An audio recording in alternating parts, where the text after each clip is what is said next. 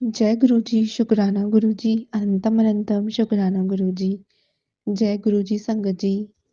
संगत जी, आज का सत्संग दीपा गुप्ता आंटी जी का मैं आप सबके साथ शेयर करने जा रही हूँ। जैसे आंटी जी ने अपना सत्संग लिखा है, वैसे ही मैं आपको सत्संग सुनाऊंगी। संगत जी, सत्संग शुरू करने से पहले हम सभी गुरुजी की संगत हैं। हमारे प्यारे गुरुजी के वचन है कि सत्संग सुनने वाले और सुनाने वाले दोनों का ही कल्याण होता है। तो संगत जी, सत्संग को हमें ध्यान से सुनना चाहिए और सत्संग को पूरा ज़रूर सुने, क्योंकि संगत जी गुरुजी सत्संग के माध्यम से बहुत सारे सवालों के ना जवाब दे देते हैं, जो हमारी लाइफ के लिए बहुत इम्पोर्टेंट होते हैं। गुरुजी हमें इशारे देते हैं सत्संग के माध्यम से। तो संगत जी, जब आप यूट्यूब खोलते हैं और आपके सामने कोई सत्संग आता है ना, तो आप उसे ज़रूर सुनें। कुछ लोगों को लगता है कि सत्संग में कैसे जवाब मिलता है, मुझे तो कोई जवाब ही नहीं मिलता, या कैसे पता चलेगा ये सत्संग मेरे लिए है। तो मैं आपको एक चीज़ बोलूँगी, आप जब सुबह उठते हैं, आप गुरुजी का नाम लें सबसे पहले, और आप यूट्यूब खोलने से पहले अपना गुरुजी से प्रे ज़रूर करें, गुरुजी मुझे बताइए मुझे क्या करना है, या आपकी कोई इच्छा है, जो भी आप जानना चाहते हो, उस चीज़ के लिए गुरुजी से अरदास करें और यूट्यूब खोलें और आपको कुछ ना कुछ जवाब ज़रूर मिलेंगे शुरू के सत्संग में। हो सकता है कि बाहर से आपको ऐसा लगे कि नहीं, ये सत्संग में वो जवाब नहीं है, ये सत्संग तो मेरे लिए नहीं है। पर जब आप सत्संग सुनोगे तो संगत जी, उस सत्संग में काफ़ी ऐसी बातें होती हैं, एक ही सत्संग में, जो अलग-अलग संगत के लिए बहुत सारे जवाब दे देते हैं। कुछ चीज़ें कुछ सत्संग के लिए, कुछ संगत के लिए इम्पोर्टेंट रहती हैं और कुछ किसी के लिए। तो एक ही सत्संग में अलग-अलग संगत को अलग-अलग जवाब भी मिलते हैं संगत जी। तो आप सत्संग को ध्यान से और पूरा सुनें। और संगत जी, जवाब मिलने के साथ-साथ सत्संग के माध्यम से हमें बहुत सारी चीज़ें गुरुजी की महिमा के बारे में, गुरुजी की कृपा के बारे में बहुत कुछ जानने को मिलता है।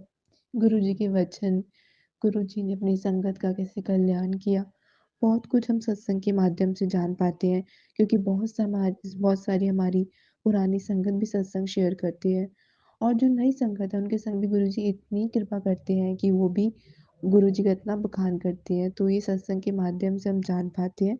तो सत्संग को इग्नोर मत कीजिए, गुरुजी से कनेक्शन बनाइए। संगत जी, गुरुजी का मंत्र जाप कर लेते हैं सत्संग शुरू करने से पहले। ओम नमः शिवाय, शिव जी सदा सहाय। ओम नमः शिवाय, गुरु जी सदा सहाय। जय गुरु जी, शुक्राना गुरु जी। संगत जी, माफ़ी चाहूँगी थोड़ा-सा बीच में डिस्टर्बेंस हो, बिकॉज़ मेरा थोड़ा-सा अभी गला ठीक नहीं है, तो मैं सत्संग शुरू करती हूँ। जय गुरु जी। मैं गुरुजी की शरण में 2014 में आई थी। इस दौरान उन्होंने मुझे बहुत कुछ दिया, मेरे इकलौते बेटे की भी रक्षा की। संगत जी, कुछ साल पहले एक पंडित ने हमें कहा था कि मेरे बेटे के 11वें साल में उसे कोई खतरा था। यहाँ तक कि पंडित ने हमें आने वाली विपत्ति की तारीख और समय तक लिखकर दे दिया था, 20 जुलाई 2015। लेकिन मुझ पर दिव्य कृपा हुई, गुरुजी की शरण में आकर मैं चिंता मुक्त हो गई। संगत जी, जैसे-जैसे वो तारीख करीब आ रही थी, मुझे डर लग रहा था। पर गुरुजी की कृपा और प्रेरणा से मैंने गुरुजी के जन्मदिन पर अपने घर में सत्संग रखा। उस दिन मेरे बेटे ने गुरुजी का लॉकेट पहना और मैं बहुत खुश थी कि गुरुजी उसके साथ थे। अगले दिन जब मेरा बेटा स्कूल से वापस आया, तो मैंने लॉकेट पर एक बड़ा निशान देखा। मैं डर गई और मैंने उससे पूछा कि क्या वो गिर गया था और उसे चोट लगी थी? उसे कोई चोट नहीं लगी थी संगत जी, और उसे यह भी नहीं पता चला कि लॉकेट पर निशान कैसे लगा था। मैं फ़ौरन समझ गई कि उस पर आने वाली विपदा गुरुजी ने अपने ऊपर ले ली थी। मैंने गुरुजी का शुक्रिया किया, और जैसे-जैसे 20 जुलाई करीब आ रही थी, मेरा तनाव और बढ़ते जा रहा था संगत जी। संगत जी, उस तारीख से 1 दिन पहले मैंने घर में पूजा की, कड़ा प्रसाद बनाया और भोग लगाया। मेरे परिवार ने प्रसाद पर 2 बार गुरुजी के आशीर्वाद का पावन चिन्ह ओम देखा। गुरुजी के आशीर्वाद से 20 जुलाई की तारीख आई और शांतिपूर्वक निकल गई। मेरे और मेरे परिवार के साथ होने वाले और सदा हमारी रक्षा करने के लिए मैं गुरुजी का शुक्रिया करती हूँ। मैं आपसे प्यार करती हूँ गुरुजी। जय गुरुजी। संगत जी, साल 2013 में हमें गहरा धक्का लगा, जब अचानक हमने अपने पिता को खो दिया। हमारी माँ ने जीने की उम्मीद ही खो दी थी और उदासीन भी रहती थी। हम 4 बहनें पूरी कोशिश करती कि उन्हें खुश रखें और उनकी हालत में कोई सुधार नहीं हुआ। संगत जी 1 साल बाद जून 2014 में मेरी माँ ने नाक के पास और दाहिने गाल में दर्द की शिकायत की। यह सोचकर कि दर्द सर्दी-जुकाम के कारण होगा, हमने उस पर ज़्यादा ध्यान नहीं दिया। मगर दर्द बढ़ता ही गया और हम उन्हें अपने घरेलू चिकित्सक के पास ले गए। जुकाम की दवाइयों से कोई राहत नहीं मिली थी और फिर उन्हें एक्स-रे कराए गए। हमें एक्स-रे की रिपोर्ट न्यूरोलॉजिस्ट को दिखानी थी और संयोग से मेरी बड़ी बहन की सहेली न्यूरोलॉजिस्ट थी, जिसने वो रिपोर्ट्स देखी। उसने हमें एमआरआई कराने की सलाह दी, जिससे पता लगा कि एक आक्रामक ट्यूमर था, जो उनकी गाल की हड्डी पर तेज़ी से बढ़ रहा था। संगत जी हम माँ को दिल्ली में एक बड़े हॉस्पिटल ले जाने की सलाह दी गई। एक भी दिन बर्बाद किए बिना मेरी बहन माँ को दिल्ली ले गई। उन्होंने माँ को 3 अस्पतालों में 3 डॉक्टरों को दिखाया, पर सबका पूर्वानुमान एक जैसा था। ट्यूमर बहुत बड़ा था और बहुत तेज़ी से बढ़ रहा था। उसने पहले ही ऊपरी जबड़े पर अपना असर भी कर दिया था और जिस तेज़ी से वो बढ़ रहा था, माँ की आँखों और सिर की हड्डी पर भी जल्दी असर करता। तो चिकित्सा शीघ्र ही करानी ज़रूरी थी संगत जी। हमें उनमें से एक अस्पताल के चिकित्सक सबसे अच्छे लगे। जिस चिकित्सक को माँ की शल्य चिकित्सा करनी थी, उससे हमें सारी स्थिति समझाई। क्योंकि ट्यूमर बड़ा था, चिकित्सक को गाल को काटकर उस तक पहुँचना था। गाल की हड्डी जिस पर आँख टिकी होती है, वो भी हटाई जाती। इसका परिणाम होता कि ऑपरेशन के बाद माँ का चेहरा विकृत हो जाता। उनका गाल अपनी आकृति खो देता और आँख नीचे लटक जाती। माँ की आँखों की रोशनी भी जा सकती थी। संगत जी चिकित्सक ऑपरेशन आने वाले बृहस्पतिवार को करना चाहते थे, 3 दिन बाद।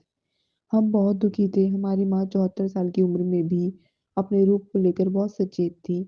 जब हम उन्हें ऑपरेशन की आवश्यकता से अवगत कराते, तो वो बहुत दुखी होतीं। जब हमने माँ से बात की तो वो चुप रही। उसी दोपहर मेरी छोटी बहन जो नोएडा में रहती है, ने अपनी आंटी से गुरुजी के बारे में सुना, जिन्होंने गुरुजी द्वारा किए गए चमत्कारों के बारे में बताया। हमने सोमवार को ही माँ को बड़े मंदिर ले जाने का निश्चय किया। संगत जी मंदिर में सकारात्मक तरंगे महसूस करके हम सबकी मनोदशा को सहारा मिला। हम सब ने गुरुजी को समर्पण कर दिया। क्योंकि हमारे पिता नहीं हैं, हमने गुरुजी को अपने परिवार का मुख्य माना। हमारे पिता, हमारे दादा, हम सबकी बस एक ही सोच थी, हम वही करेंगे जो गुरुजी चाहेंगे और गुरुजी का जवाब हमें माँ के ज़रिए मिलेगा। अगर वह ऑपरेशन के लिए हाँ कहेंगी, तो हम ऑपरेशन करवाएँगे, अन्यथा नहीं। बड़े मंदिर से वापस आने के बाद माँ ने कहा कि वह ऑपरेशन के लिए तैयार थी। अगले 3 दिन हमने गुरुजी से बहुत प्रार्थना की संगत जी। अंततः ऑपरेशन का दिन आ गया। माँ को हॉस्पिटल में भर्ती किया गया और हमने उनके तकिए के नीचे गुरुजी का एक छोटा-सा रूप रख दिया। माँ ने चिकित्सक से सर्जरी करने की कोशिश करने का अनुरोध किया। सॉरी संगत जी, माँ ने चिकित्सक से लेज़र सर्जरी करने की कोशिश का अनुरोध किया। चिकित्सक ने उन्हें हाँ कर दी, किंतु हमें निर्णायक ढंग से कहा कि क्योंकि ट्यूमर बहुत बड़ा है, इसलिए लेज़र सर्जरी करना नामुमकिन था।